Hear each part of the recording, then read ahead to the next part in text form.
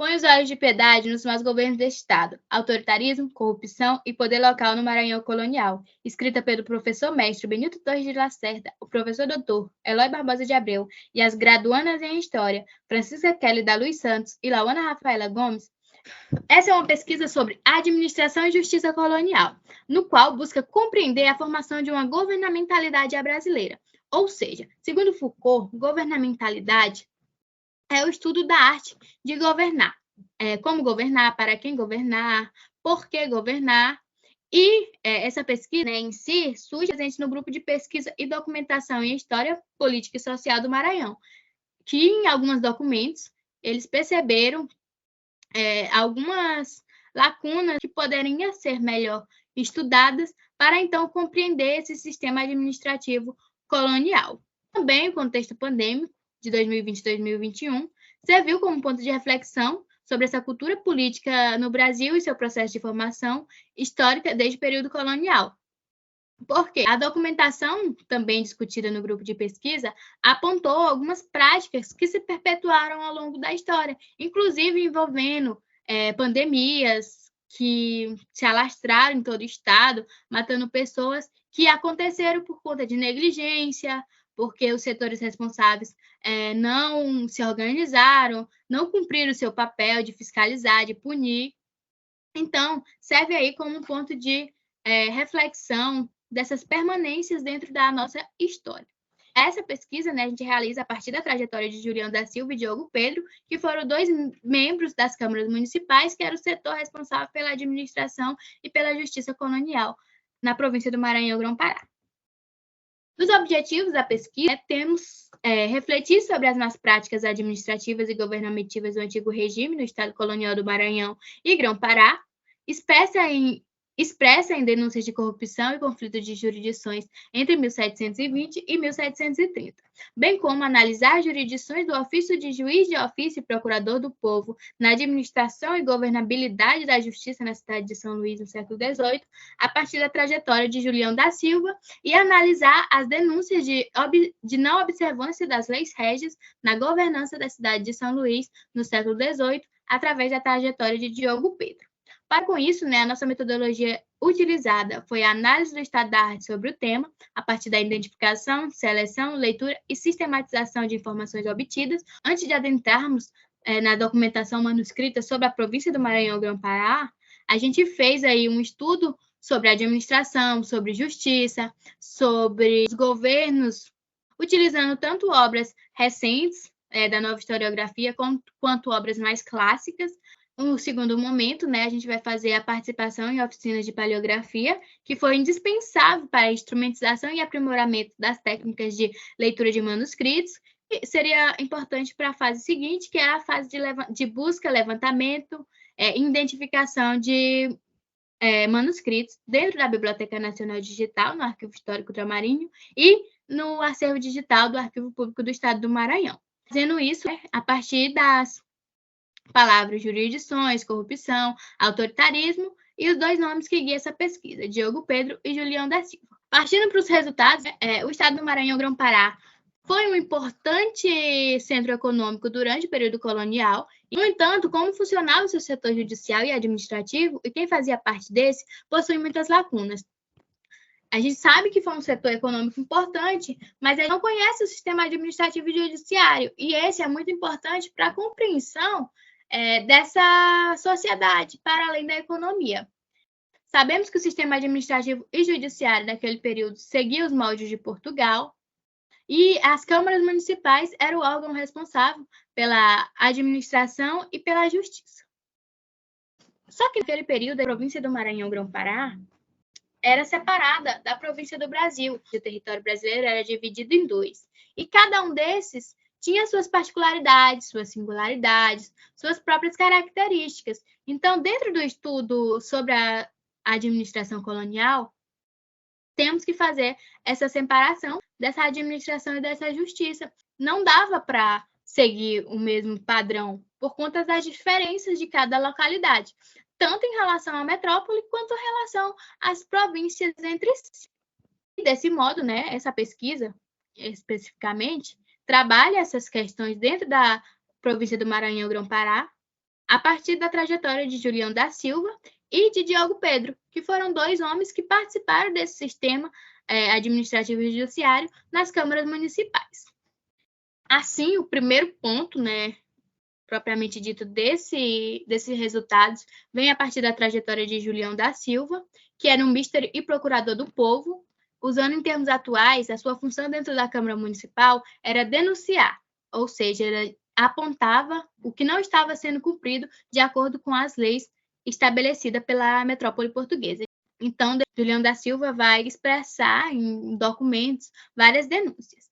E um dos nossos documentos que norteiam a pesquisa é esse parecer do Conselho Ultramarinho ao rei Dom João V, na qual Julião da Silva denuncia o marchante João da Silva Barbosa, que em 21 de janeiro de 1725 havia arrematado o direito de fornecer a carne ao açougue da cidade entre a Páscoa de 1725 e o Etrudo. No entanto, né, esse marchante, João da Silva, ele não estava cumprindo com esse seu dever de fornecer a carne durante o feriado, motivo por qual ele vai ser denunciado por Julião da Silva. Nessa mesma denúncia, Julião da Silva vai referir-se que essa denúncia não é somente sobre a falta de carne, mas estava também relacionada com a situação de pobreza e calamidade que se encontrava a cidade de São Luís. Mais abaixo, ele traz justamente uma denúncia sobre o contágio de bexiga que se proliferou em todo o estado do Maranhão, matando inúmeras pessoas e, sobretudo, escravizados. A partir dessa documentação, a gente pode destacar alguns pontos relevantes, bem como o fluxo de escravizados que estavam chegando no Maranhão naquele período. A partir dessa informação, a gente buscou em outras fontes sobre isso e a gente percebeu que tinha um alto fluxo de escravizados chegando no Maranhão naquele período, e a morte de pessoas, de milhares de pessoas, bem como desses escravizados que viviam em situações de precariedade, de vulnerabilidade. E quando a gente falou lá no início que tinha um ponto de reflexão entre a pandemia do Covid-19, é justamente aqui que entra. Por quê? O motivo da proliferação do contágio de bexiga se deu por conta de negligência de alguns membros da Câmara Municipal, que era responsável pela fiscalização de navios que entravam na cidade de São Luís. E assim entrou esse navio com pessoas contagiadas e acabou se alastrando por toda a cidade. E um ponto muito semelhante com o que aconteceu na pandemia, o governo acabou muitas vezes negligenciando informações que foram culminantes para o alastramento da pandemia que matou também milhares de pessoas. Assim por diante, né, Julião da Silva vai dizer que a situação de calamidade que encontrava-se em São Luís era por conta das quebras de jurisdições e do descumprimento do regimento de ordenações régias por parte dos oficiais da Câmara de São Luís. Ou seja, Julião da Silva estava ali apontando que as pessoas responsáveis pelo serviço de justiça não estavam cumprindo com as suas obrigações. É importante frisar-se que a justiça era tida como prioridade pela coroa. Era uma atribuição régia que consistia em zelar pela religião e garantir a ordem no interior do reino. Mais duas informações que são de suma importância. O zelo pela religião, que a gente vai ver mais à frente, que é muito importante quando se relaciona lá na trajetória de Diogo Pedro, e garantir a ordem no interior do reino. Então, era a forma de organizar aquela sociedade. Então, precisava estar realmente de acordo com as leis estabelecidas. E é por isso que Julião da Silva recorre ao monarca em reparar as opressões que nessa cidade se fazia ao seu povo. Para ele, só a justiça régia poderia punir as ações dos homens da governança local. Como eu já mencionei anteriormente, Julião da Silva acreditava muito nessa intervenção da coroa para então resolver os problemas da cidade de São Luís. Partindo agora para a trajetória de Diogo Pedro, né? Diogo Pedro era natural de Hamburgo e ele residia no estado do Maranhão desde o final do século XVII. Aos olhos dos procuradores do reino e do governador do Maranhão, Cristóvão da Costa Freire, Diogo Pedro era uma pessoa benemérita e das principais daquela cidade. Ou seja, era uma visão muito boa que ele se tinha de Diogo Pedro. Esse atuou em campanhas militares e como capitão de infantaria, bem como contador dos contos, almotácio, procurador do conselho e vereador. No entanto, Diogo Pedro era um cristão novo, casado com Isabel Gomes, também cristã nova. E o que é que isso quer dizer? O cristão novo, naquele período, era um judeu ou muçulmano recém-convertido à fé católica. E assim, ser um cristão novo era complexo dentro da colônia, principalmente para assumir cargos de justiça e administração. Como eu mencionei, Diogo Pedro assumiu uma função dentro da Câmara Municipal de almotasse, que era justamente uma função judiciária. Segundo Carlos Alberto Chimenez, os almotasses eram homens que, na prática, se encarregavam de fiscalizar o funcionamento da economia e o cumprimento das posturas da Câmara na cidade. Ou seja, eles fiscalizavam o comércio e também se as leis estavam sendo cumpridas de acordo com o que era posto dentro da Câmara Municipal. Justamente aí, o Diogo Pedro está assumindo essa função de almotasse, que ele vai entrar em conflito com o Julião da Silva, porque, em oposição ao que afirmou o governador, para Julião da Silva, Diogo Pedro era um mau exemplo à República, porque ele não observava as leis do monarca e as posturas da Câmara, pois vendia um quartilho de cachaças por R$ 400, sendo a postura observante de R$ 200.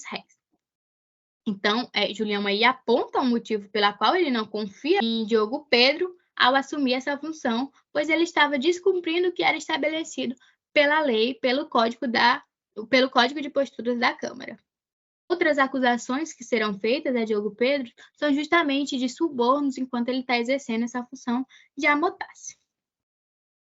Então, o estigma de cristão novo era muito presente dentro da província do Maranhão Grão-Pará, principalmente por uma pessoa como Julião da Silva, que era muito ligado a essa questão judiciária e acreditava muito na coroa. Então, pode-se ter uma relação direta, esses embates entre Diogo Pedro e os demais membros das câmaras municipais, por ele ser um cristão novo. E é o que a gente vai ver em denúncias que vão vir posteriormente, como a denúncia do ouvidor-geral Vicente Leite Ripado, que diz que Diogo Pedro deve ser inabilitado pelo seu defeito de sangue, como também por ser estrangeiro. Então, ele tinha esses dois pesos ao assumir um cargo dentro do sistema administrativo.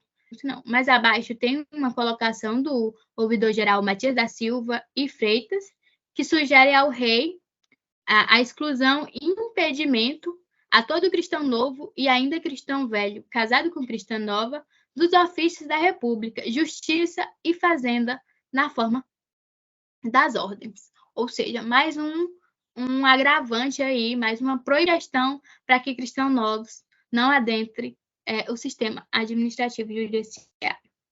Essas denúncias foram muitas durante esse período, e em 27 de setembro de 1726, o provedor da Câmara proveu um ato de correção em que os cristãos novos e ainda cristãos velhos, casados com cristãs novas, não possam servir a cargos da Câmara e nem mesmo de Justiça da Fazenda.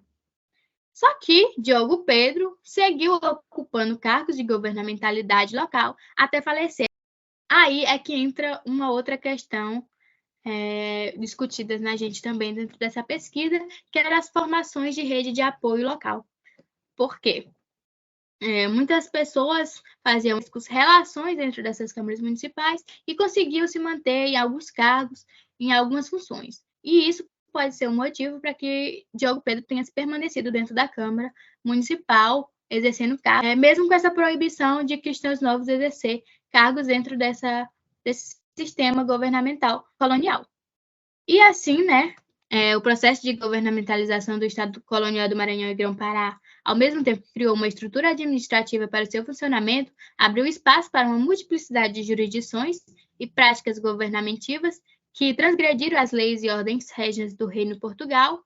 Esse processo fez às áreas coloniais ultramarinhas espaço de múltiplos poderes e negociação da qualificação de sujeitos como Julião da Silva e Diogo Pedro para compor a elite da governamentalidade. Assim são algumas das nossas referências que a gente utilizou dentro dessa pesquisa e o nosso muito obrigada.